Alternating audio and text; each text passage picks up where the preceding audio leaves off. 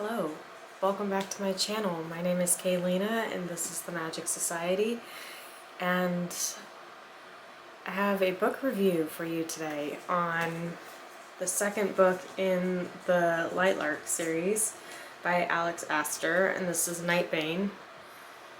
Been out for a little bit, but I finally got around to reading it. I've honestly been just kind of like saving it because I love the first one so much. I already put a book review on the first one a little, like way back, like last year.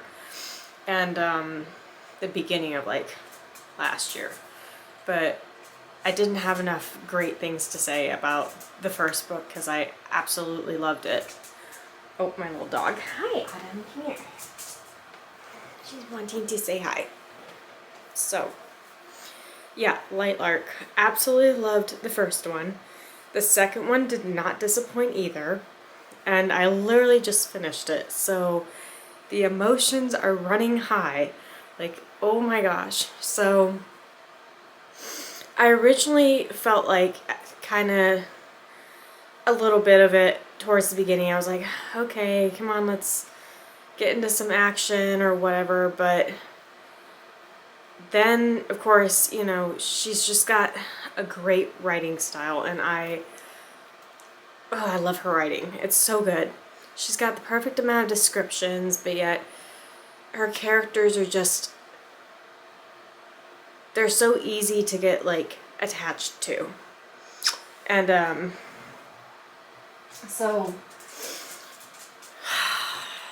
and the thing is, like, it's obviously there's very much a love component to this book.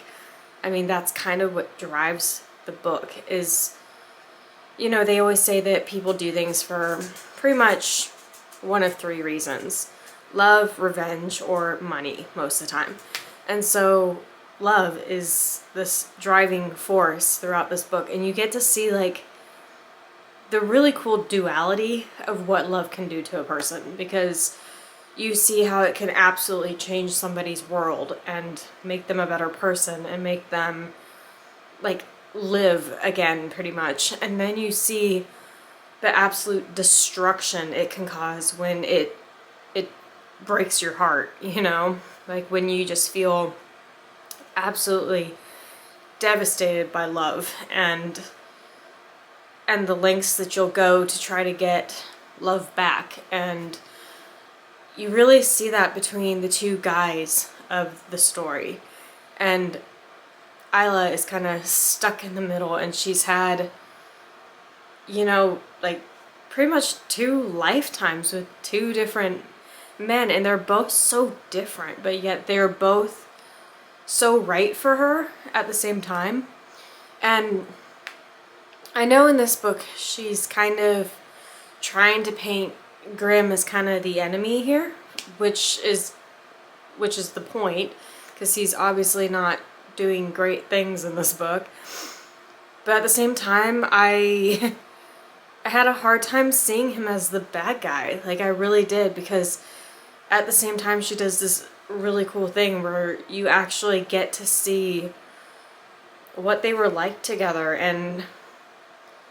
And although at the end of the first book, he kind of betrays her trust a lot and just does things that, yeah, would be really upsetting, but at the same time you see the reason why he's doing these things, and it's just, it's hard to really count him as the bad guy.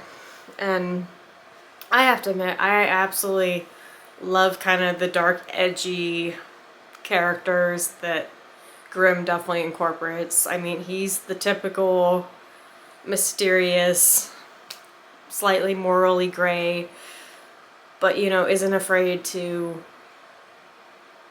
you know, show her he loves her.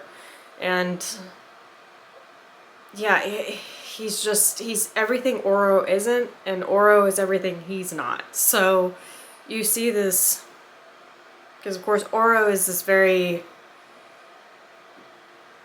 just, I mean, he's got a very kind heart, and he's very noble, and it's just, they're like the light and dark of each other, and if you could just combine them together, it would make the perfect man.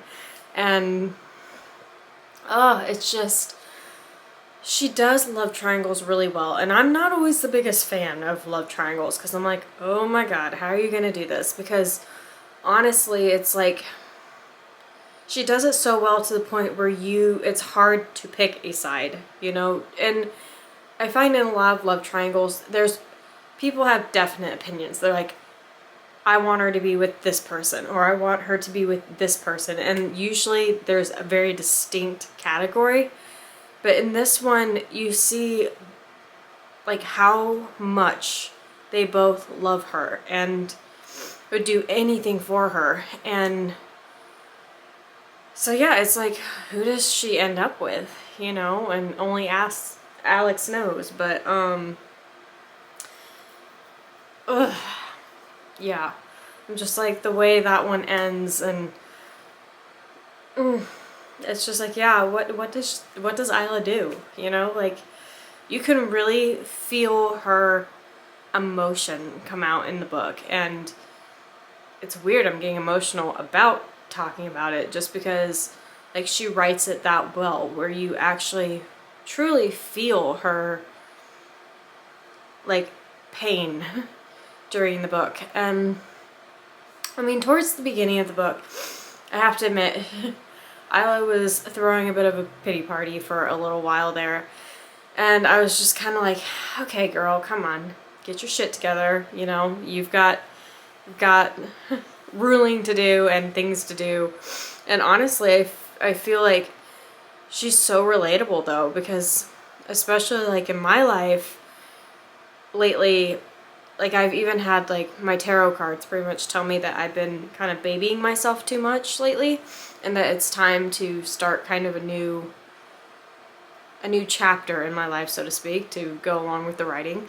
And so I think that part angered me about her, but it was really because you can relate to her. You can relate to her character, and she, you know, she's flawed, you know? Like, and you get to see that. You get to see both sides of her and how she really fights with herself on like her insecurities and things, and she doesn't feel good enough a lot of the time. And yeah, sometimes she needs some extra validation, and that's just like so, I mean, that's relatable to anyone, but especially relatable being a woman, you know? Like,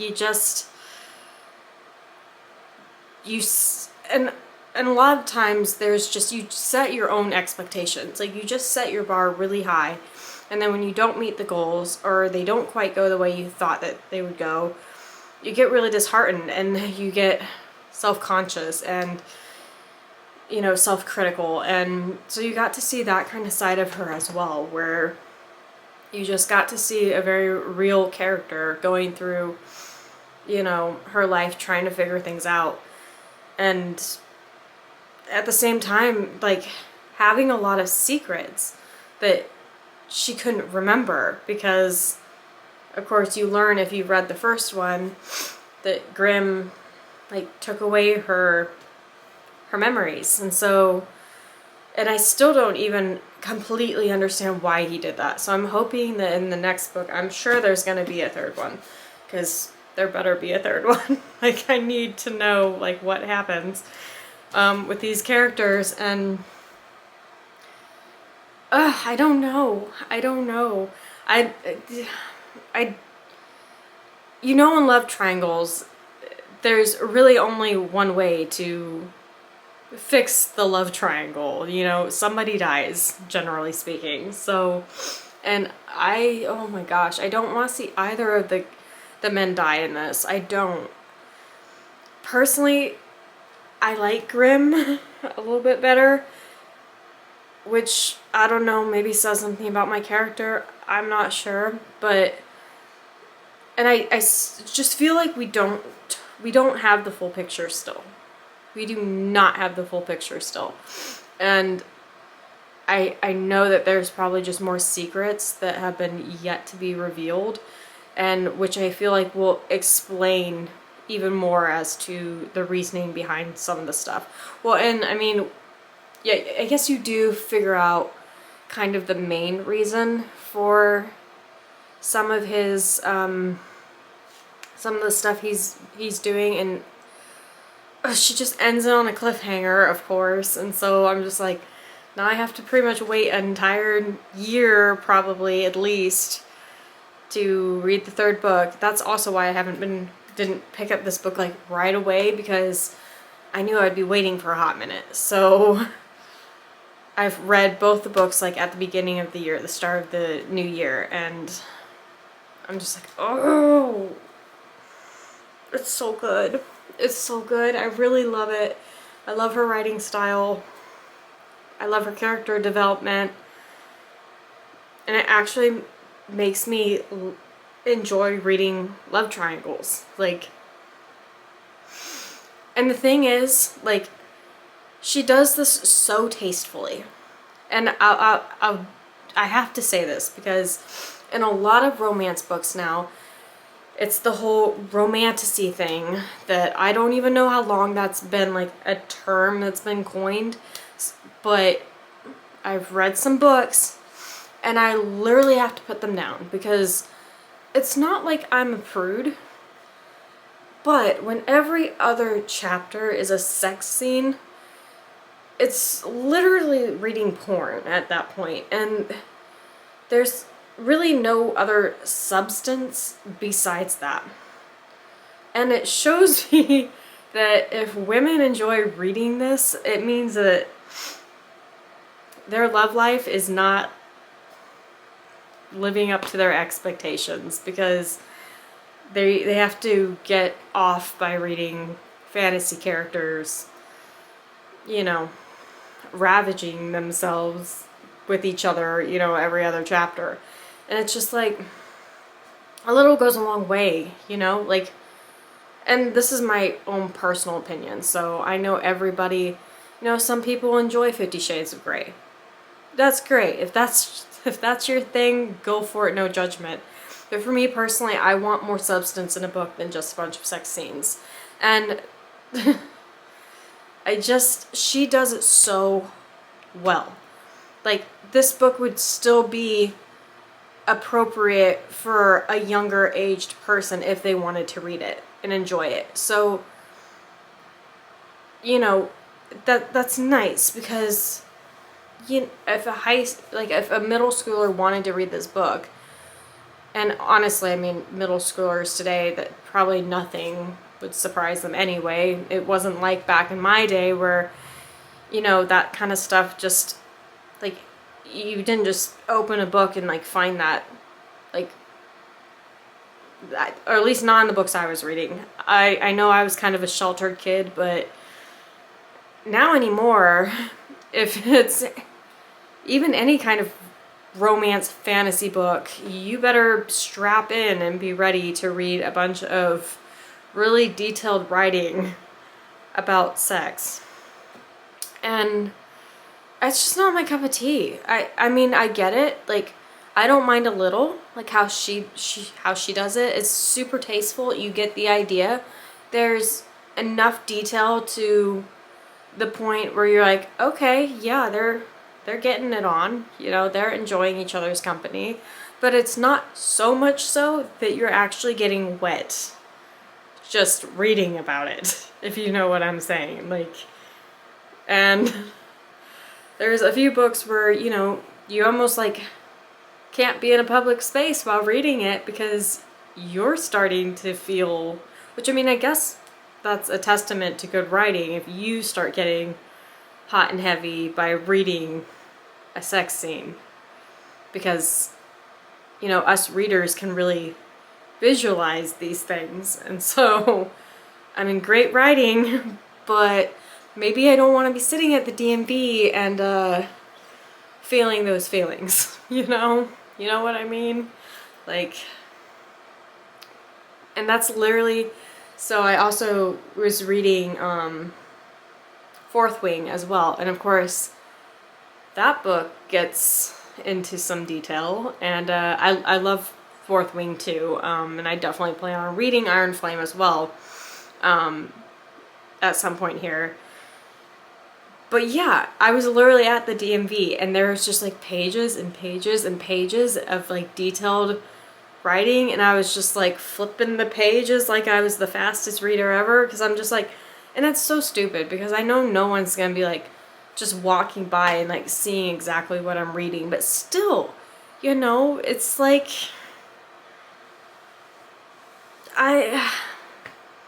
like I said, if that's your thing, totally cool, you know, that's totally cool. It's just in the books I like to read, that's fine if there's some of that in there, but I just don't want it to be every other chapter.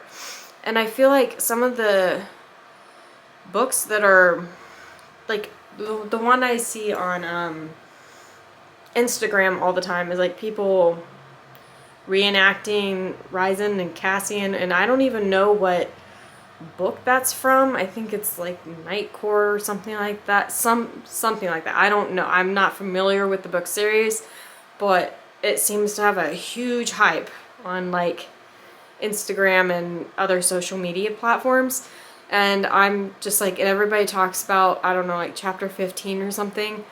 Those of you who have read the book probably know exactly what I'm talking about, but I'm like, I'm all for sexy men, okay? I'm all for kind of a little bit of kinky stuff here and there. Like, I'm down for it. I just don't want an entire book of it.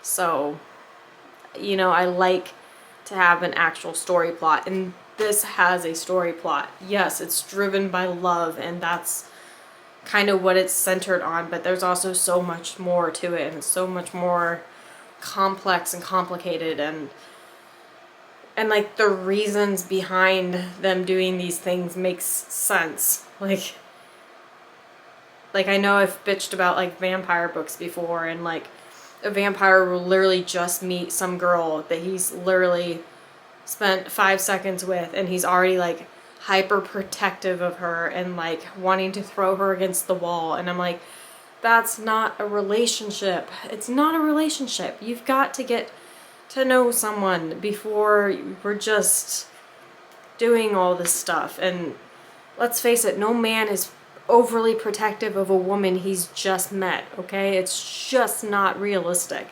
And I know none of these men are realistic in these books, okay? I get that. But let's at least make it make sort of sense. So I've never been a fan of vampire books. But anyway, loved NightBane, loved like LightLark, very excited for whatever the third one's gonna be, and I know they were supposed to like be making a movie about it, but I don't know when that's supposed to come out, but I will be the first one in the theater, I can guarantee you that.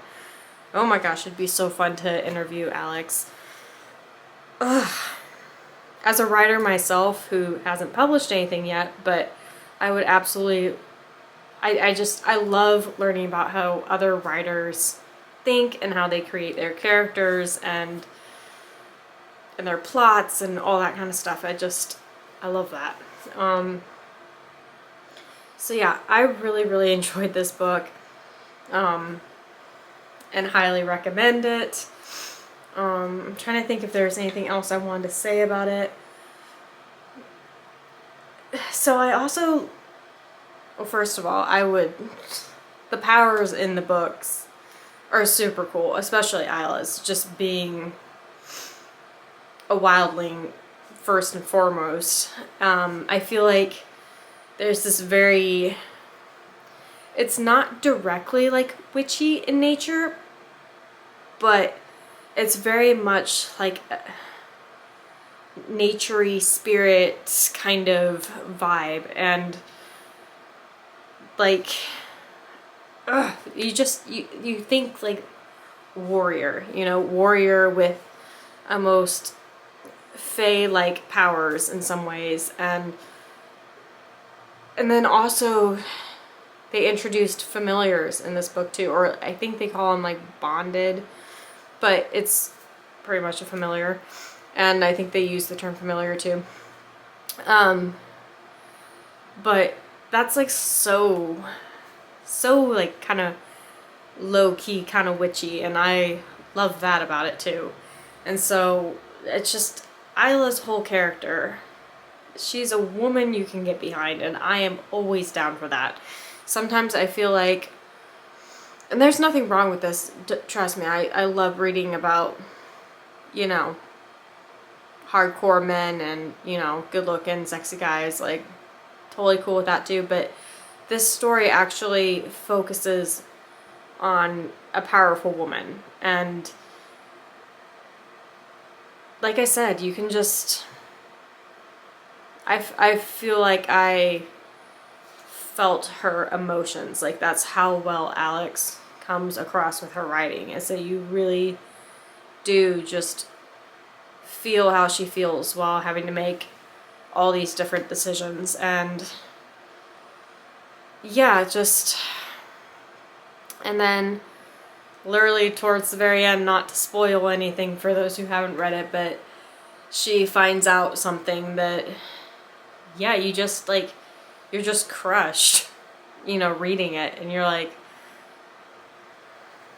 no, no, no, no, I don't want that to take place, I don't want that to happen. But then at the same time, you're like, I don't see how anything else could happen, because, ugh, telling you, love triangles are complicated, love triangles are hard. But really love the book. Really love the book. I cannot wait for the third one. I don't even know when the third one's going to come out. I don't even know if it says like anything about the third one, if there's even like a name or anything as of right now. It doesn't look like it, which is a real bummer. Ugh.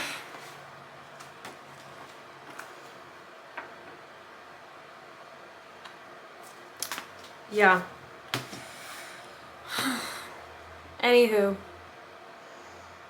I really want to look up and see where they're at as far as like the movie goes. Like if they've casted what they've done yet. I can't wait to see who will play these characters. There's a character in here that has like red hair, and she's one of the Sunlings, and her name is Anya, or Anya. Anyway,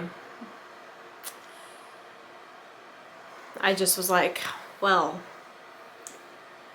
I'm not Isla material, but if you ever needed her, I volunteer as tribute. I know that's the wrong book, but just, you know that feeling, I know all book readers know the feeling, when you've literally just finished a book, and you know, they talk about it like on Instagram, where you finish a book and the rest of the world is just going on around you, and you're just like, but I've just invested hours and emotions with these characters that have come out of a beautiful mind, and you just like, oh, you just like feel like you've lived a life with them.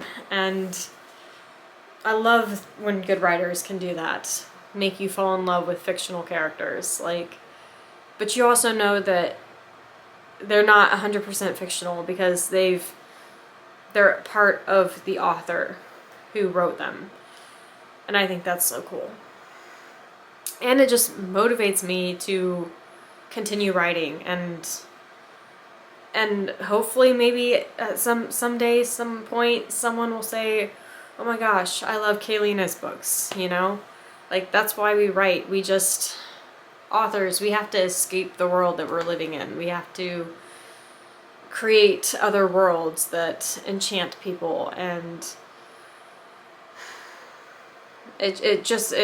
good books always remind me why I love to write.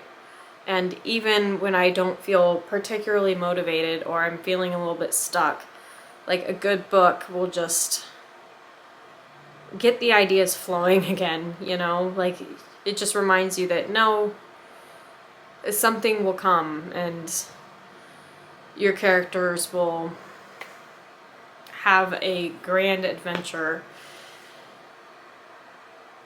Anywho, I just wanted to review this book because, as always, she does not disappoint. This series is phenomenal and I love it, and I just can't wait for the third one. Like, I cannot wait for the third one. So Alex, I hope you are writing that book and it will be out, I don't know, maybe by the end of this year. That would be amazing because I will be buying it. I will be buying it for sure. I'm gonna end the video here. As always, be kind, stay curious, always speak your truth, and I will see you next time for another video. Bye.